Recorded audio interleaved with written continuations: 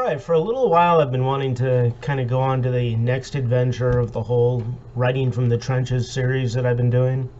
And so I kind of thought I would cover characters because, well, today's title I think is How to Create Sustainable Characters and Livable Characters. The reason I wanted to cover this is I can't tell you how many times I've read what could have been a really, really good book, and it was ruined by really crappy characters. And one of the problems people have when they create their characters is, and this is kind of a 1990s approach to writing that's caused a lot of problems. People have a tendency to think of their characters as, well, I got to make them unique and distinct. And so what they'll end up doing is giving them some kind of really weird character flaw. At the beginning of this, it was kind of okay. Like you could have like the monk character, from the TV show Monk, where he was obsessive compulsive, and so there was your character flaw. Then we started adding all sorts of things. We go with different lifestyles, different sexual behavior, all that kind of stuff, which is fine. If that makes up the character and is an important part of that character, then that fits in really well. I started to notice then they'd add a sibling that had all sorts of other problems, like would be handicapped or something to that effect. So that then gave you the, why should I care about this character? Because they're caring for their sibling or something to that effect.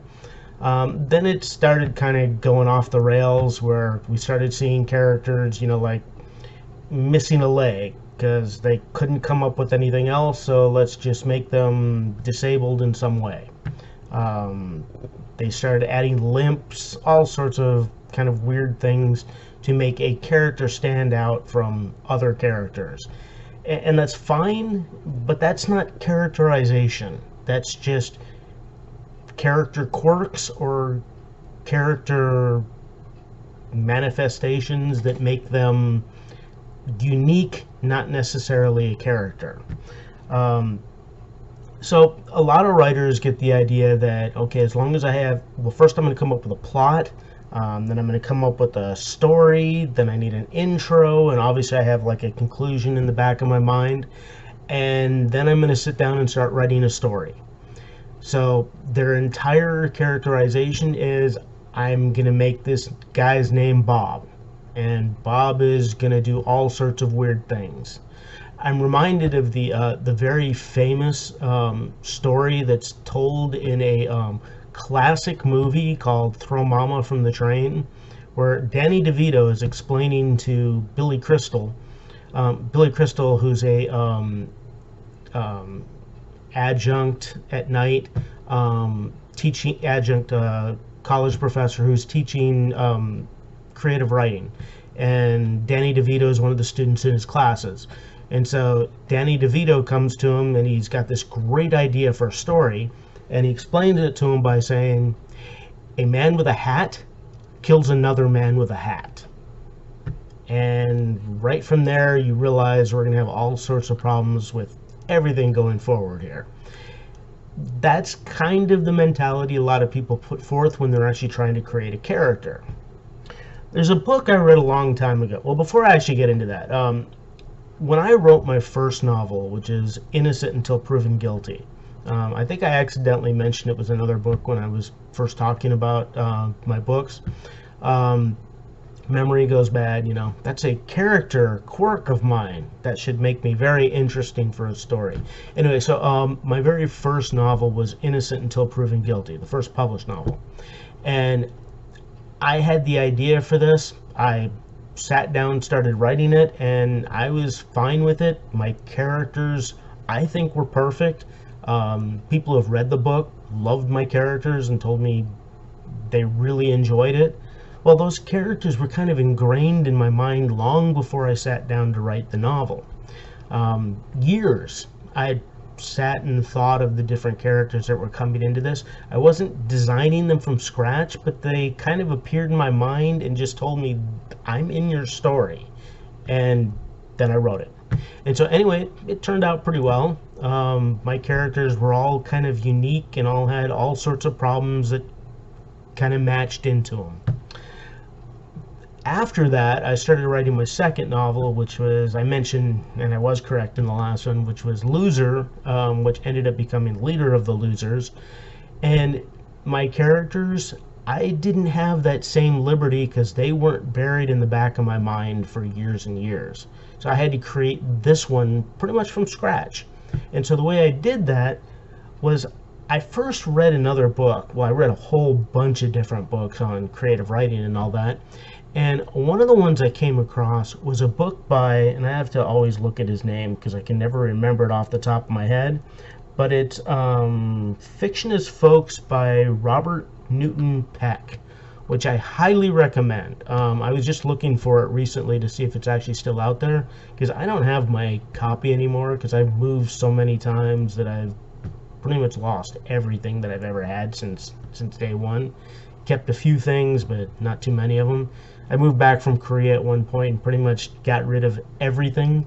So I had tons of things I didn't want to get rid of and just couldn't keep it with me because I could only keep so much. So anyway, long story. It has nothing to do with anything other than the fact that it's a really good book, and it's called Fiction is Folks, or Folk. And one of the things that's really interesting about that book is it started this idea of when you come up with your character, you come up with, say the name of my character is Bob Smith, okay? Horrible name for a character, but you get the idea. And so I don't know anything about Bob Smith. So I need to sit down and figure out, what is Bob Smith, or who is Bob Smith? And so you figure out, you know, where this person lives, what this person does for a living, the family that Bob Smith shares with other people, all sorts of things that make up Bob Smith. And one of the things that's really cool of that book is it has like this huge checklist, or not checklist, fill in the blank list of all the things that you actually need to do to explain Bob Smith. I kind of use that when I have my communication classes and people are doing speeches. I have them fill in, well, not my Bob Smith list, but, you know, list of things that they need to fill in order to make their speech what it's supposed to be. Kind of the same mentality. I think of it as the FBI profiler approach, like really know who your person is, and that's how they figure out how to find somebody, because they profile that person. Well, you're kind of doing the same thing with writing. And once you fully understand that character and you know everything about this character and you fill in pages and pages of information about this person, you think about past stories that they've had, you have conversations in your mind or even on paper with other people. One thing I've done is kind of like a writing technique in some of my later novels is I write entire other stories with my characters to where they fit in and they do all sorts of things, or they're thrust into situations that make no sense whatsoever for that particular character, just to see how he or she actually responds to that. And I do that for practically all of my characters in my story. I kind of go over the the edge with it sometimes, where even some of my minor characters in my stories I do the same thing for, because I think it's really important to actually do that. I'm reminded of a book I read.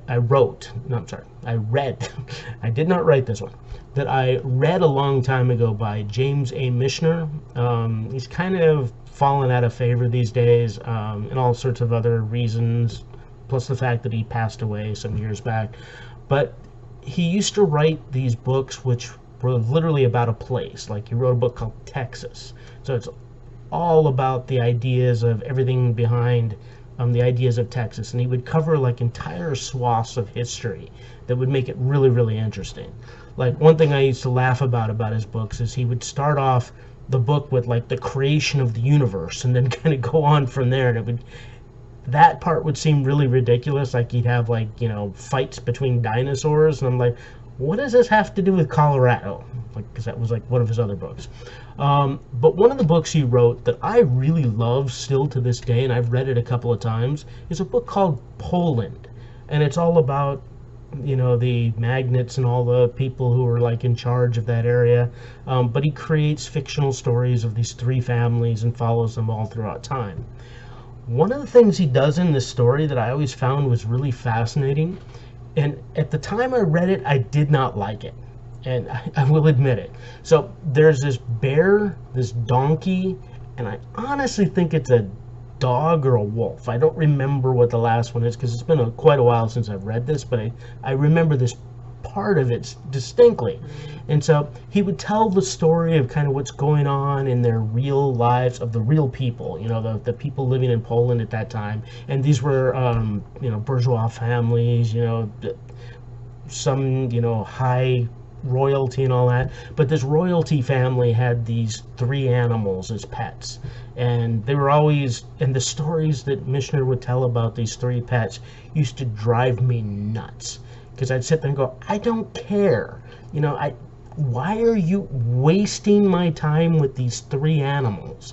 And so at one point the Russians attack, and they're kind of like, there's three sides, the French, the Russian, and then the Polish themselves. And it's kind of where they fall out on that particular, three-pronged triangle. And so anyway, the Russians attacked this particular house at that time and just started slaughtering everybody. And so it's like the bear responded immediately by like attacking, one of the soldiers who shot him, and then the donkey jumped to its assistance and they shot it, and then the dog or the wolf or whatever it was tried to respond as well, or they shot it. And so like in the span of, had to be 2 paragraphs, killed the entire family of animals. And I was sitting there like stunned. I was like, how could you do that? And just an hour or so before that, while reading the book, I hated those animals. I hated the fact that he talked about them nonstop. And now that they were gone, I was affected. I mean, really affected. I remember that more than anything else in that book to this day, which told me he created awesome characters. And they were animals. They weren't even like main human characters that had words. That's how powerful it is. So the point is, if you want to create really, really good characters, you need to get your reader to care about that character. And the only way to really do that is you got to care about it as well. You got to really feel this person or this character, this animal, or whatever it is really significant and important. And the only way to do that is to know everything about that character and bring that character to life. Because once you've brought that character to life, you can do so many things. Years ago, I used to work for Maxis Software. We made SimCity, The Sims. The last project I was working on before I went back to school and decided to go into a completely different field was called The Sims. I'm sure you're quite familiar with it. They've made The Sims 50 or whatever they're on right these days. Haven't followed it since I think they made the second one.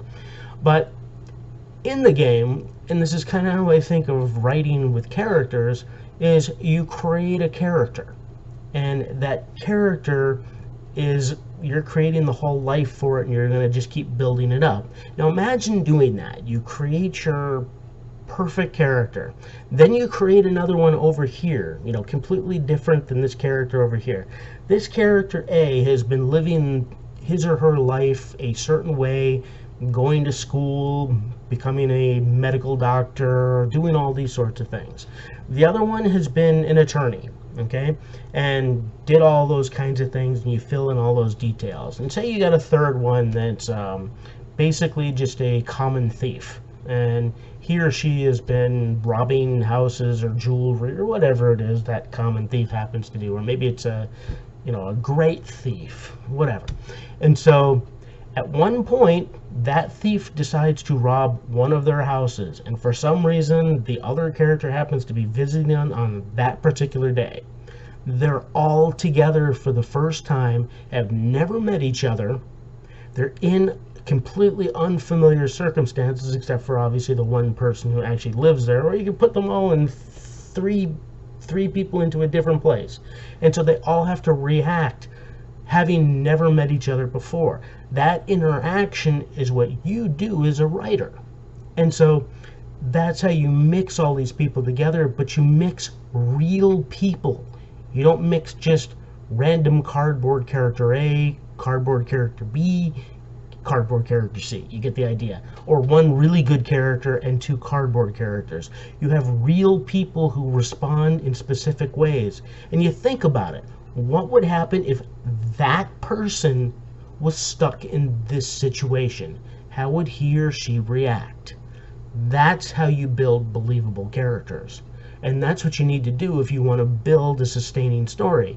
And if you've got hundreds of characters or dozens of characters, you probably should stay away from hundreds of characters. But if you've got dozens of different characters, you need to make sure their interactions make sense. Because the first thing will happen if you don't make sense, your reader will go, I'm not buying this. It's not making sense. I don't trust you anymore. We talk about the old Aristotle, having to have all the things kind of fit in, logos, ethos. If you lose them on any of it, they don't believe in you as the writer anymore, they stop listening and they'll read something else. And that's always the problem with being a writer, is you got to keep them. And so first you get them, that introduction's great, but you got to keep them. And so that's how you do it with sustainable characters. I'll probably talk much more in detail in the future on this. This probably went a little longer than I wanted, but that's all I got for today. Have a good day.